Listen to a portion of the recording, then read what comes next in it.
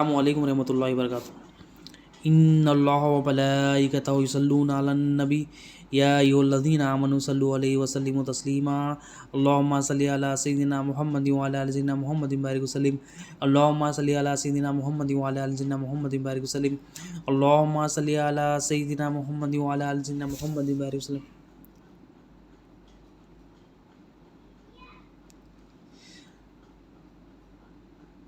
اللهم صل علی سیدنا محمد وعلی آل سیدنا محمد بارک وسلم۔ اللہ تعالیٰ کا بے انتہا فضل و کرم ہے کہ اس نے ہمیں نبی کریم صلی اللہ علیہ وسلم کی امت میں پیدا فرمایا اور پیدا ہونے کا فخر عنایت فرمایا۔ الحمدللہ یہ فخر رشکی انبیاء نکلا۔ مزید برائے کرم ہے کہ اللہ تعالیٰ نے قرآن جیسی نعمت سے وابستہ فرمایا، اولیاء اللہ کے دامن سے وابستہ فرمایا اور تجدید ایمان کے لیے ہم سب کو یہاں پر جمع فرمایا۔ حدیث شریف میں آیا نبی کریم صلی اللہ علیہ وسلم نے ارشاد فرمایا کہ جو مومن کی زبان ہے دل کے پیچھے رہتی ہے اور جو منافق کی زبان ہے دل کے آگے رہتی ہے۔ اور آپ صلی اللہ علیہ وسلم ارشاد فرماتے ہیں جب مومن بولنا چاہتا ہے پہلے دل میں سوچ لیتا ہے، پھر سوچنے کے بعد جب زبان سے وہ نکالتا ہے۔ اور جو منافق ہوتا ہے کیونکہ اس کی زبان دل کے آگے ہوتی ہے، یہ بغیر سوچے سمجھے جو چاہتا ہے بولتا ہے۔ یعنی مومن کی زبان اور منافق کی زبان میں فرق بتا رہے ہیں آپ صلی اللہ علیہ وسلم۔ فرق فرماتے ہیں آپ صلی اللہ علیہ وسلم صحابہ کو کہ مومن کیا ہے کیونکہ اس کی زبان دل کے پیچھے ہے۔ جب زبان دل کے پیچھے مثال دے رہے ہیں آپ صلی اللہ علیہ وسلم تو یہ دل میں غور و فکر کرتا ہے کہ میں کون سی بات کہوں، کیسی بات کہوں، کیا میں بات یہ جو کہہ رہا ہوں اللہ کی مرضی کے تحت ہے، اللہ کے منشا کے تحت ہے، اللہ کے دین کے تحت ہے، کیا یہ نبی کریم صلی اللہ علیہ وسلم کے منشا کے تحت ہے، نبی کریم صلی اللہ علیہ وسلم کے بتائے ہوئے طریقے کے تحت ہے۔ جب اس کو بات جو ہے نا سمجھ آ جاتی ہے کہ اللہ کے دین کے تحت ہے، بولنا چاہیے، تو وہ بولتا ہے، غور و فکر کرتا ہے، بغیر سوچے سمجھے کوئی کام نہیں کرتا، وہ دل میں غور و فکر کرتا ہے اور جب وہ سوچ سمجھ کر بات کرتا ہے۔ اور جو منافق ہوتا ہے کیونکہ اس کی زبان دل کے آگے ہوتی ہے، مطلب بتایا گیا ہے کہ یہ غور و فکر نہیں کرتا، دل میں سوچتا نہیں یہ بات کیا ہے، فائدہ ہے یا بے فائدہ ہے، اور وہ کیا کرتا ہے بغیر سوچے سمجھے کیا کرتا ہے جو چاہے بک دیتا ہے۔ اب آج فی زمانہ ہم دیکھیں کئی لوگ ہیں،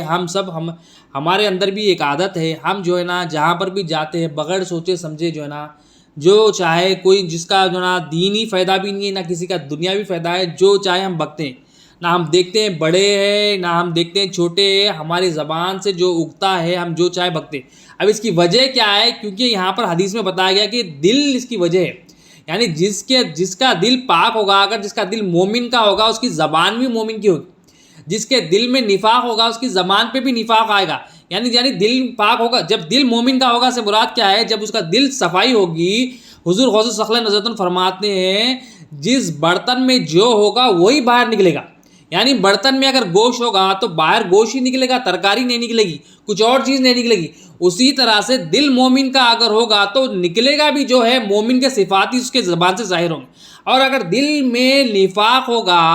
تو زبان سے جو ہے نا منافقت ہی نکلے گی، منافقت کی علامتیں دکھائی دے گی، منافقت کی صفات دکھائے گی۔ تو ہمیں اب ڈیسائیڈ کرنا ہے کہ ہمارا دل، ہمیں اپنے آپ کو جج کرنا ہے کیا ہمارا دل مومن کا یا منافق کا ہے۔ کیا ہم بغیر سوچے سمجھے بات چیت کر رہے ہیں یا ہم سوچ کر اللہ کے منشا کے تحت بات چیت کر رہے ہیں؟ اگر ہم سوچ کے اللہ کی مرضی کے تحت بات کر رہے ہیں تو مطلب کیا ہے؟ ہمارا دل سنور رہا ہے، ہمارے دل میں ایمان ہے، یہ ایمان والے کا دل ہے۔ یعنی ایمان اگر دل میں ہے تو ہم جو ہے نا اللہ کی مرضی کے تحت، اللہ کے علم کے تحت، اللہ کی بتائے ہوئے طریقے کے تحت ہم گفتگو کریں گے اور دیکھیں گے کہ اس بات کا کس کو کیا فائدہ ہے، میرا کیا فائدہ ہے، سامنے والے کا کیا فائدہ ہے، اس بات سے میرا یا سامنے والے کا آخرت کا کیا فائدہ ہے۔ اگر ہمارے دل میں ایمان نہیں ہے، اگر ہمارے دل میں یقین نہیں ہے، اگر ہمارے دل میں اللہ تعالیٰ سے، اللہ کے رسول صلی اللہ علیہ وسلم سے محبت نہیں ہے، تو ہمارا دل کیا ہے؟ وہ منافق کے دل کی مثال ہے، جس کے آگے آپ صلی اللہ علیہ وسلم نے کیا فرمایا؟ منافق کی زبان دل کے آگے ہوتی ہے اور وہ بنا سوچے سمجھے جو چاہے بک دیتا ہے۔ تو ہم دیکھیں آج کچھ یہ کامن جو چیز ہو رہی ہے، ہم جو ہے نا دیکھتے ہیں، ہم اپنے اندر بھی دیکھتے ہیں، لوگوں میں بھی ہمیں جو ہے نا یہ ظاہری دکھتا ہے کہ لوگ جو ہے نا جو چاہے جو ہے نا بک دیتے ہیں۔ یہاں آپ صلی اللہ علیہ وسلم بتا رہے، آسان کر کے ہمیں بتایا جا رہا ہے کہ کیونکہ یہ بکنا کیا ہے؟ بغیر سوچے سمجھے جو ہے نا یہ جو بکنا ہے، یہ جو بات چیت کرنا ہے، یہ گفتگو کرنا ہے بغیر سوچے سمجھے، جو فاحش کلام ہو رہا ہے، اولاد ماں باپ کی نافرمانی کر رہی ہے، شاگرد استاد کی نافرمانی کر رہا ہے، بڑا چھوٹے کا لحاظ نہیں کر رہا ہے، چھوٹا بڑے کا لحاظ نہیں کر رہا ہے، شوہر بیوی کا لحاظ نہیں کر رہا ہے، جو چاہے بکرا، بیوی شوہر کا لحاظ نہیں کر رہی، جو چاہے بکری، یہ کیا ہے کہ ہمارا دل جو ہے نا جب ناپاک ہو جاتا ہے تو ہمارے زبان سے بھی ناپاکی ظاہر ہوتی ہے۔ ناپاکی زبان سے کیوں ظاہر ہو رہی ہے؟ یہ ناپاکی زبان سے کیا ہے؟ یہ بد اخلاقی ناپاکی، کیونکہ اللہ تعالیٰ کا دین اللہ کی مرضی ہے، دین کیا اللہ کی مرضی ہے، اور اللہ کی مرضی کیا ہے؟ نبی کریم صلی اللہ علیہ وسلم کے جو ہے نا پیروی کرنا اللہ کی مرضی ہے۔ نبی کریم صلی اللہ علیہ وسلم نے کیا ارشاد فرمایا؟ نبی کریم صلی اللہ علیہ وسلم نے اچھے اخلاق بتایا کہ اچھے اخلاق اللہ کا حکم ہے، اچھے اخلاق نبی کریم صلی اللہ علیہ وسلم نے ارشاد فرمایا یہ اللہ کی مرضی ہے، اللہ کا منشا ہے، اللہ کا بہترین قانون، اللہ کا خوبصورت قانون، اور خود آپ صلی اللہ علیہ وسلم اس پر عمل کرتے تھے اور اپنے صحابہ کو اور امت کو تلقین کرتے ہیں کہ تم اچھے اخلاق کو اپناؤ، تم اپنے دل کو صاف رکھو، تم اپنے دل کو گرد و غبار سے دور رکھو۔ تو یہ کب ہوگا؟ جب ہم جو ہے نا ہمارے دل میں جو ناپاکی ہمارے دل میں آ گئی ہے، جو ہمارے دل کی ناپاکی کیا ہے؟ دل کی ناپاکی جو ہے نا کفر دل کی ناپاکی ہے، شرک دل کی ناپاکی ہے، نفاق دل کی ناپاکی ہے۔ یہ ہمارے دل میں اب ناپاکی، ہمارے دل میں جو ہے نا ناپاکی کیسا دور ہوگی؟ ہمارے دل کی یہ ناپاکی کیسا ہوگی؟ علم دین سے دوری ہوگی، علم سے دوری ہوگی۔ جب ہم علم حاصل کریں گے، علم کی جو مجالس ہے اس میں ہم جو ہے نا پارٹیسپیٹ کریں گے، اپنے آپ کو علم والوں سے جو ہے نا جوڑے رکھیں گے، تو ہم جو ہے نا ہمارے دل کو بھی پاک صاف کریں گے۔ علم کی مجلس کا جو نا نبی کریم صلی اللہ علیہ وسلم نے فرمایا، اس حدیث کو روایت کرتے حضرت ابو ذر رضی اللہ عنہ کہ نبی کریم صلی اللہ علیہ وسلم نے ارشاد فرمایا جو علم کی مجلس میں حاضر ہوتا ہے، یہ جو حاضر ہونا ہے اس کا 1000 رکعت نماز پڑھنے سے بہتر ہے۔ جو علم کی مجلس میں حاضر ہوتا ہے، آپ صلی اللہ علیہ وسلم نے ارشاد فرمایا اس کی 1000 بیماروں کی عیادت کرنے سے بہتر ہے علم کی مجلس میں حاضر ہو۔ کیونکہ یہ علم کی مجلس میں کیا ہوتا ہے؟ علم سے دل کی ناپاکی دور ہوتی ہے، علم سے دل میں جو غرد و غبار ہے، دل میں جو شرک کفر نفاق ہے، دل میں جو ناپاکی ہے، دل جو ہے نا گندا میلا ہو چکا ہے، یہ علم کی محفلوں سے، علم والوں کی محفلوں سے دوری، یہ ناپاکی دور ہوتی ہے۔ اور آپ صلی اللہ علیہ وسلم نے ارشاد فرمایا علم کی مجلس میں حاضر ہونا 1000 جنازوں میں شریک ہونے سے بہتر ہے۔ یعنی آپ 1000 رکعت نماز پڑھ لے، اس سے بہتر ہے کہ آپ علم کی مجلس میں حاضر ہو جائیں۔ آپ 1000 بیماروں کی عیادت کر لے، اس سے بہتر ہے کہ علم کی مجلس میں حاضر ہو جائیں۔ 1000 جنازوں میں شریک ہونے سے بہتر ہے کہ ہم علم کی مجلس میں حاضر ہو جائیں۔ پھر کسی نے عرض کیا یا رسول اللہ صلی اللہ علیہ وسلم کیا یہ تلاوت قرآن سے بھی بہتر ہے؟ تلاوت قرآن سے بھی بہتر ہے؟ نبی کریم صلی اللہ علیہ وسلم نے ارشاد فرمایا قرآن بغیر علم کے کب فائدہ ہوگا؟ قرآن بغیر علم کے کب فائدہ دے گا؟ یعنی یہ جب تم علم کی مجلس میں حاصل ہوں گے تو تمہیں علم ملے گا، علم سے تمہارا دل روشن ہوگا، اور جب تمہارا دل روشن ہوگا تو تمہیں وہ روشن دل سے قرآن جو ہے نا فائدہ دے گا۔ یعنی آپ صلی اللہ علیہ وسلم علم کی مجالس کا فائدہ، علم کی مجالس کے جو ہے نا فائدے بتا رہے ہیں کہ علم کی مجالس سے اتنا فائدہ ہے کیونکہ علم سے جو ہے نا بندہ اپنے رب کی پہچان حاصل کرتا، اپنے دین کی سمجھ بوجھ میں اضافہ کرتا اور اپنے آنے کے مقصد کو پورا کرتا۔ تو جب علم آئے گا تو ہمارا دل جو نفاق سے بھرا ہوا ہے، کفر سے بھرا ہوا ہے، شرک سے بھرا ہوا ہے، یہ علم کی بدولت اللہ تعالیٰ جو علم اللہ تعالیٰ کے رسول صلی اللہ علیہ وسلم امت تک پہنچائے، وہ علم کی بدولت ہم یہ سب حاصل کریں گے۔ اب ہمارے دل کی ناپاکی دور کر کے ہم اس کو مومن کا دل بنائیں گے، ورنہ یہ کیا ہوگا؟ یہ مومن کا دل نہیں ہوگا، یہ دل پر شیطان کا قبضہ ہوگا۔ مومن کے دل پر کیا ہے؟ اللہ اور اس کے رسول کی محبت اس میں ہوتی ہے۔ اگر منافق ہو، جب بندہ منافق ہو جاتا ہے، اس کا ظاہر ایک ہو جاتا ہے، اس کا باطن ایک ہو جاتا ہے، اور اس کے باطن پر جو ہے نا شیطان کا اور نفس کا قبضہ ہوتا ہے، اور جب شیطان کا نفس کا قبضہ ہوتا ہے تو وہ ایسی گفتگو کرتا ہے تو جس کے بارے میں نبی کریم صلی اللہ علیہ وسلم نے ارشاد فرمایا کہ اس منافق کی جو زبان ہوتی ہے دل کے آگے ہوتی ہے، اور وہ بغیر سوچے سمجھے جو چاہے بک دیتا ہے۔ تو ہم جو چاہے بک رہے ہیں بغیر سوچے سمجھے، تو مطلب سمجھ لے کہ ہمارے دل میں یہ ناپاکی ہے۔ اور نبی کریم صلی اللہ علیہ وسلم نے ارشاد فرمایا جس کی گفتگو زیادہ ہوگی برائی بھی زیادہ ہوگی۔ مطلب بندہ گفتگو پہ گفتگو کر رہا بغیر سوچے سمجھے، دیکھ رہا نہیں، ٹائم نہیں دیکھ رہا، لوگ نہیں دیکھ رہا، وقت نہیں دیکھ رہا، گفتگو پہ گفتگو رہا، بے فائدہ گفتگو کر رہا۔ آپ صلی اللہ علیہ وسلم نے ارشاد فرمایا جس کی گفتگو زیادہ ہوگی اس کی برائی بھی زیادہ ہوگی۔ اور آپ صلی اللہ علیہ وسلم نے ارشاد فرمایا جس کی بری بات زیادہ ہوگی اس کے گناہ بھی زیادہ ہوں گے۔ مطلب اب بات چیت کیا ہے؟ صرف بری بات کر رہا ہوں، جو بات کر رہا بری بات کر رہا، تو اس کے گناہ بھی زیادہ ہوں گے، کیونکہ زیادہ بات کرنا کیا ہے؟ یہ عافیت کو دعوت دیتا ہے، یہ برائی کو دعوت دیتا ہے، یہ جو ہے نا ہم جو ہے نا جب بات کرتے ہیں تو بغیر سوچے سمجھے بات کرتے ہیں تو یہ آپ صلی اللہ علیہ وسلم ارشاد فرماتے جو زیادہ بری بات زیادہ ہوگی تو اس کے گناہ بھی زیادہ ہوں. اور نبی کریم صلی اللہ علیہ وسلم نے ارشاد فرمایا یہ انسان کے اسلام کی خوبی میں سے ہے کہ ایسی چیز کو چھوڑ دے جو بے فائدہ ہو. یعنی اسلام کی خوبصورتی، اسلام کا حسن کسی انسان کا، اسلام کی جو نا اس کی حسن، اس کا خوبی، اس کی خوبصورتی اسلام کی کسی انسان کی یہ ہے کہ ایسی چیزوں کو چھوڑ دے جو اس کے لیے فائدہ ہی نہیں. یعنی آپ کوئی چیز کر رہے ہیں، یعنی وقت برباد کر رہے ہیں، یا کوئی ایسی چیز کر رہے ہیں جس کا نہ آپ کو دنیا میں فائدہ ہے نہ آخرت میں فائدہ ہے،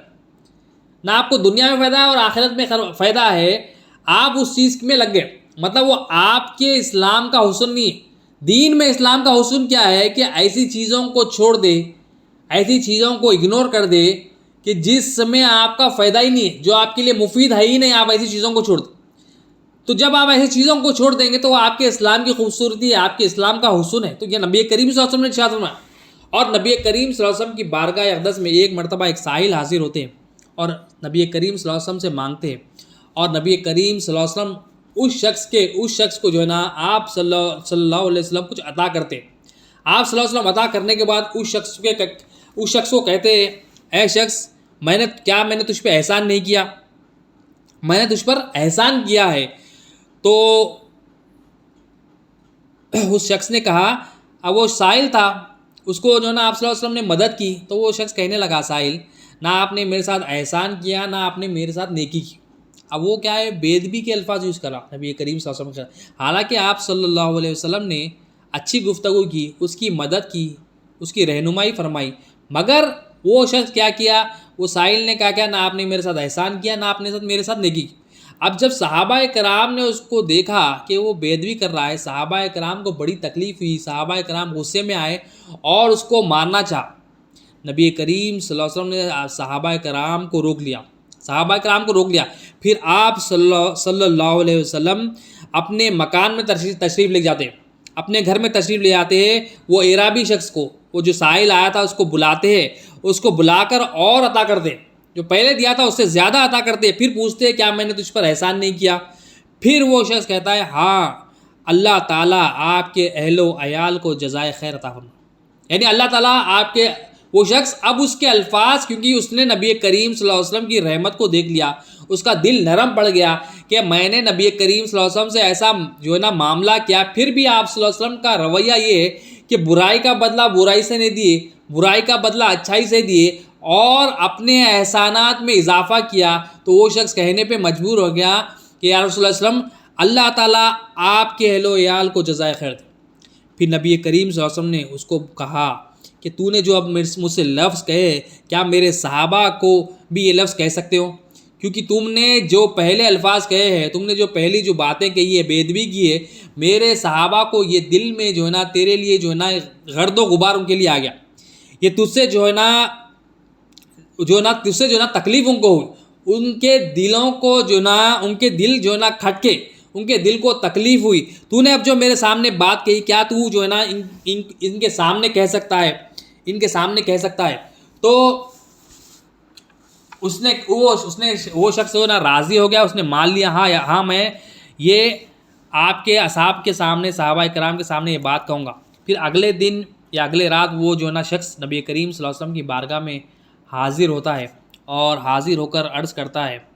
پھر نبی کریم صلی اللہ علیہ وسلم اس کو دیکھتے ہیں اور صحابہ کو ارشاد فرماتے ہیں کہ اس شخص نے جو کل کہا تھا، اس کہنے کے بعد میں نے اس کو اور عطا کیا، اس پر میں نے اور احسان کیا، اور جب میں نے اس کو زیادہ دیا تو یہ مجھ سے راضی ہو گیا. پھر آپ صلی اللہ علیہ وسلم نے اعرابی سے کہا، اس سائل سے کہا کیا ایسا نہیں ہے، کیا میں نے تیرے ساتھ ایسا نہیں کیا؟ تو اس نے کہا کہ آپ کے جو ہے نا اہل و عیال کو اللہ تعالیٰ جزائے خیر عطا. پھر اس نے اچھی گفتگو کی نبی کریم صلی اللہ علیہ وسلم سے. پھر نبی کریم صلی اللہ علیہ وسلم نے صحابہ کے کرام کی طرف مخاطب ہو کر فرمایا، میری اور اس اعرابی شخص کی مثال ایسی ہے کہ کوئی شخص ہے، اس کی اونٹنی جو ہے نا بدک گئی اور لوگ اس کے پیچھے پڑے ہوئے. مطلب ایک شخصی اونٹنی ہے، وہ جو ہے نا کنٹرول میں نہیں ہے، وہ نکل گئی اور لوگ جو ہے نا اس کے پیچھے بھاگ رہے ہیں اس کو کنٹرول میں لانے کے لیے. پھر اتنی دیر میں کیا ہے، اس کا مالک آواز دیتا ہے لوگوں کو کہ آپ لوگ جو ہے نا الگ الگ ہو جائیں، میں اور میری اونٹنی کا معاملہ ہے، اب میں اس کو دیکھوں گا. لوگ کیا ایک اونٹنی ہے آپ صلی اللہ علیہ وسلم مثال دے کے صحابہ کو سمجھا رہے ہیں کہ میری اور اس عرابی شخص کی مثال ایک ایسے شخص کی ہے کہ اس کی اونٹنی جو ہے نا بدک گئی، وہ اونٹنی جو ہے نا کنٹرول کی آؤٹ آف کنٹرول ہو گئی، اب لوگ اس کے پیچھے بھاگ رہے ہیں، اونٹنی سامنے ہے، لوگ پیچھے، اچانک کیا ہے اونٹنی کا مالک آتا ہے، اونٹنی کا مالک کیا کہتا ہے کہ تم لوگ الگ الگ ہو جاؤ، یہ میری اونٹنی ہے، میں جانوں میرا اونٹنی جانوں، میں اس کے لیے زیادہ شفیق ہوں، میں اس کے لیے زیادہ شفقت کرنے والا ہوں، اور میں اس کے جو نا حال سے زیادہ باخبر ہوں، مطلب میرے کو میں اور اس کا جو نا میرا اور اس کا رشتہ ہے کچھ، میں اس کے حال سے زیادہ واقف ہوں، میں اس کو زیادہ سمجھتا ہوں، تو یہ مجھ پر چھوڑ دو۔ پھر اس نے کیا کیا، اونٹنی کو اپنی طرف بلایا، اونٹنی کے سامنے گیا وہ شخص، اور زمین سے جو نا چارہ لے کر اس کو دکھایا، اس کو آہستہ آہستہ اپنی طرف بلایا، اور جب وہ قریب آ گیا اس پر بیٹھ گیا، اور وہ بیٹھ کر اس پر چلا گیا، وہ بیٹھ کر اس پر سوار ہو کے چلا گیا۔ پھر آپ صلی اللہ علیہ وسلم ارشاد فرماتے ہیں کہ صحابہ کو جب اس شخص نے کل وہ لفظ کہے پہلی بار، تو میں نے تم کو اسی لیے روکا تھا، اگر تم اس شخص کو جو ہے نا قتل کر دیتے تھے، مار دیتے تھے، تو یہ جہنم میں چلے جاتا، تو میں نے تمہیں اس لیے روکا تاکہ میں اس کے لیے اس کے اوپر اور احسان کروں، کیونکہ میں جو ہے نا انسانوں کے حال سے واقف ہوں۔ اب نبی کریم صلی اللہ علیہ وسلم اس اونٹنی والے کے جو ہے نا واقعے سے صحابہ کو سمجھا رہے ہیں کہ میری اور اس شخص کی مثال وہ اونٹنی والے شخص کی سی ہے جو اپنے اونٹ سے واقف تھا، اونٹ سے باخبر تھا، اور اس پر شفیق تھا۔ تو نبی کریم صلی اللہ علیہ وسلم نے ارشاد فرمایا میں بھی شفیق ہوں، میں بھی چاہتا تھا کہ شفقت کے ساتھ اس کو میں اپنے قریب کروں، اگر تم جو ہے نا اس پر غصہ کرتے، اس کو مار ڈالتے، اس کو قتل کر دیتے، تو یہ دوزخی ہوا تھا، کیونکہ میں نے اس کے ساتھ اب یہ معاملہ کیا، میں نے اس کے ساتھ یہ معاملہ کیا، جب میں نے اس کے پر احسان کیا تو یہ میرے اور قریب ہو گیا، اور یہ کہنے پر مجبور ہو گیا کہ آپ نے بے شک مجھ پر احسان فرمایا، آپ نے جو ہے نا بے شک مجھ پر احسان فرمایا ہے، اور اس نے پھر جو ہے نا اچھے الفاظ جو ہے نا میرے لیے استعمال کیے۔ تو یہاں پر نبی کریم صلی اللہ علیہ وسلم امت کو تعلیم دے رہے ہیں کہ بندوں کو رب سے جوڑنے کے لیے حکمت کا، اچھی خوبصورت الفاظ کا استعمال کرنا چاہیے، نہ کہ ہم اپنے جو ہے نا نفس کی سن کے، شیطان کی سن کے، اپنی مرضی کو مداخلت کر کے لوگوں کو اللہ سے دور کرنا چاہیے۔ یہاں پر تعلیم دی جا رہی ہے کہ جو ہے نا ایک مومن جو ہے نا سوچ سمجھ کے بات کرتا ہے، سوچ سمجھ کے کام کرتا ہے، اور آپ صلی اللہ علیہ وسلم کیا فرما رہے ہیں یہاں پر ارشاد کیا میں ان سے جو ہے نا زیادہ شفیق ہوں، میں اس کے لیے میں اس کی مزاج سے زیادہ واقف ہوں، مطلب اس کی مزاج کے حساب سے میں نے اس کے ساتھ جو ہے نا ایسا معاملہ کیا، جب میں نے اس کی مزاج کو دیکھا تو مزاج کے تحت اس کو جو ہے نا اپنے قریب کیا، اس پر اور احسان کیا، اس کا دل نرم پڑ گیا، جب اس کا دل نرم پڑ گیا تو وہ میرے قریب ہو گیا، اللہ تعالیٰ کے بھی قریب ہو گیا، اور وہ دعا دینے پہ مجبور ہو گیا، وہ خوش ہو گیا، اس کا دل خوش ہو گیا، اور وہ ایمان والا ہو گیا۔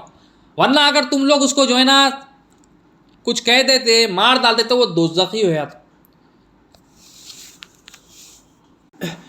تو آپ صلی اللہ علیہ وسلم نے ارشاد کیا فرمایا کہ مومن کی زبان کیسی ہوتی ہے، وہ سوچ سمجھ کر جو ہے نا بات چیت کرتا ہے، اور منافق جو ہے نا منافق سوچ سمجھ کر بات نہیں کرتا، منافق اپنی مرضی کے تحت جو چاہے بک دیتا ہے۔ تو ہم دیکھیں ہم کدھر ہماری جو نا زبان کیا ہے، مومن کی زبان ہے یا منافق کی زبان ہے؟ حدیث شریف میں نبی کریم صلی اللہ علیہ وسلم نے ارشاد فرمایا کہ انسان کے تین دوست ہیں، ایک جو ہے نا روح کے قبض ہونے تک جو ہے نا ساتھ رہتا، ایک دو دوست ہوتا ہے روح کے قبض ہونے تک ساتھ رہتا، اور دوسرا دو دوست ہوتا ہے خبر تک ہوتا ہے، اور تیسرا جو دوست انسان کا ہوتا ہے وہ قیامت تک رہتا۔ اب جو دوست روح کے قبض ہونے تک یعنی ہماری موت تک ہمارے پاس دوست جو ہوتا ہے، آپ صلی اللہ علیہ وسلم نے ارشاد فرمایا وہ اس کا مال ہے، یعنی اگر وہ مال اللہ کی مرضی کے تحت جو نا استعمال کر دیا، اللہ خیرات میں لگا دیا، اللہ کے منشا کے تحت استعمال کر لیا، تو وہ اس کی جو نا فائدہ مند ہے۔ اگر مال کو اپنی مرضی کے تحت یا خواہشات میں لگا دیا تو وہ نقصان دہ ہے۔ کہ پہلا دوست ہے یعنی وہ خبر تک ہی رہتا، اور یعنی مرنے تک جو ہے نا اس کا دوست رہتا۔ پھر آپ صلی اللہ علیہ وسلم نے ارشاد فرمایا جو دوسرا دوست ہے اس کا رہتا ہے وہ خبر تک ہوتا ہے، وہ خبر تک جو دوست ہوتا ہے اس کا جو ہے نا آپ فرماتے اس کے گھر والے، یعنی وہ گھر والے اس کی خبر تک آئیں گے، تو اس کی تدفین تک آئیں گے، اس کے بعد اس کا جو ہے نا اس کو جو ہے نا واپس جو ہے نا چلے جائیں گے، خبر تک آئیں گے، دعا کریں گے اس کے لیے، بس اس کے بعد اب اس کا معاملہ اللہ کے تحت جو ہے نا سپرد کر دیں گے۔ اور تیسرا دوست آپ صلی اللہ علیہ وسلم نے ارشاد فرمایا جو قیامت تک رہے گا وہ اس کے اعمال ہے، یعنی ایسے اب سب سے پیارا دوست ہمارا کیا ہے، وہ اعمال ہے۔ وہ کون سے اعمال ہے؟ وہ اعمال صالح ہے، یعنی جب بندہ ایمان کے ساتھ جب عمل کرے گا، ایمان کے ساتھ نماز پڑھے گا، ایمان کے ساتھ صدقات کرے گا، ایمان کے ساتھ جو ہے نا روزے رکھے گا، ایمان کے ساتھ جو ہے نا لوگوں سے اچھے اخلاق کرے گا، جب یہ عمل کو عمل صالح رکھے گا تو یہ قیامت تک اس کا دوست ہے، یعنی قیامت تک کام آنے والے اس کے لیے.